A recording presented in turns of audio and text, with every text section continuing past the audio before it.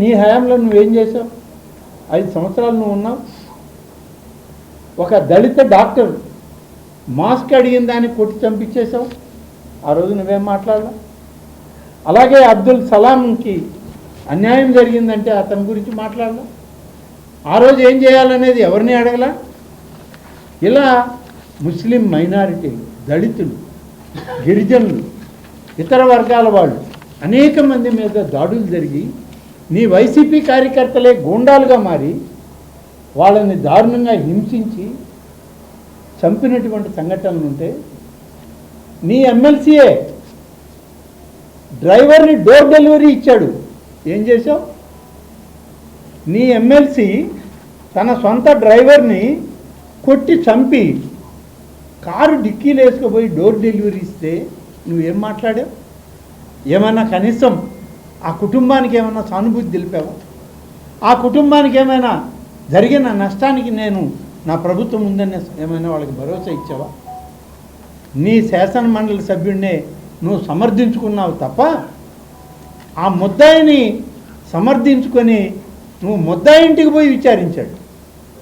ఎంత ఘోరమైనటువంటి రాజకీయ ప్రస్థానంలో బహుశా ఏ రాజకీయ పార్టీ కూడా ఇలా చేయదు.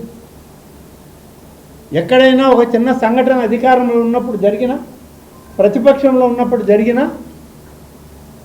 జరిగినటువంటి కుటుంబాన్ని విచారిస్తాం.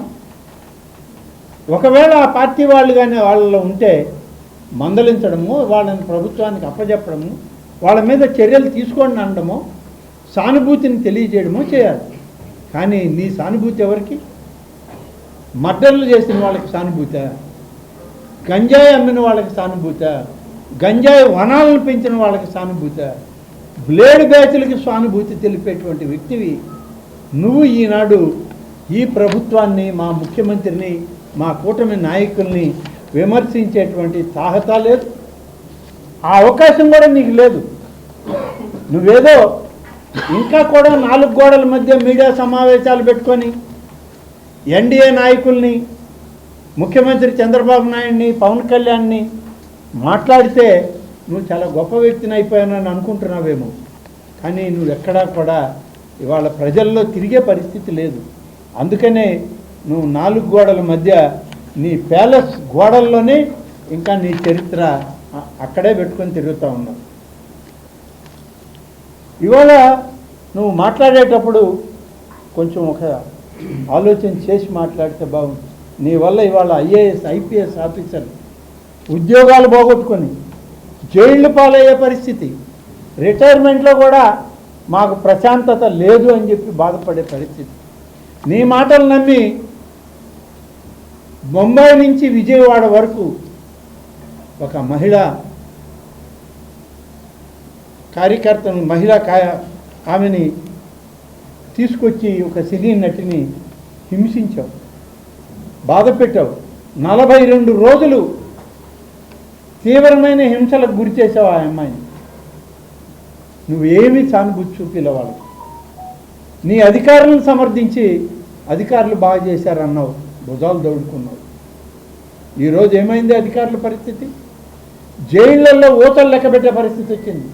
నేను రిటైర్ అయిపోతాను స్వామి, నన్ను వదిలేయండి అన్నా కూడా చట్టం వదిలిపెట్టదు వాళ్ళు.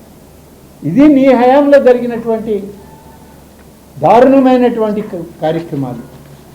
42 రోజుల పాటు వేధిస్తే నువ్వు అటువంటివేవి కూడా పట్టించుకున్న పరిస్థితి లేదు. విద్యుత్ వినియోగదారులకి శుభవార్త. కరెంటు బిల్లు ఎక్కువ వస్తుంది అని బాధపడుతున్నారా?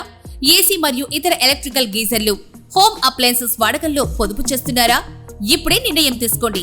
కేంద్ర రాష్ట్ర ప్రభుత్వాలు పీఎం సూర్యగర్ పథకం ద్వారా 78,000 సబ్సిడీతో మరియు వినియోగదారులకు తక్కువ ఖర్చుతోనే బ్యాంక్ లోన్ సదుపాయం, తక్కువ 65 పైసల వడ్డీతో మీరు కట్టే కరెంటు బిల్లు బ్యాంకు ఈఎంఐ కట్టే విధంగా ప్రముఖ కంపెనీలు టాటా, అదానీ, వారీ, సోలార్ 25 సంవత్సరాల కంపెనీ వారంటీతో ఉచిత డాక్యుమెంట్ ఛార్జీలతో మా సిబ్బంది ద్వారా నిర్ణీత సమయంలో సమకూర్చబడును. కనుక ప్రతి ఒక్కరూ ఈ అవకాశాన్ని సద్వినియోగం చేసుకోండి.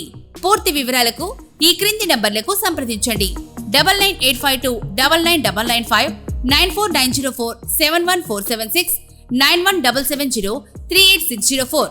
టెరోసోల్ green energy solutions private limited Andhra Pradesh అన్ని జిల్లాల్లో అందుబాటులో ఉన్నాయి.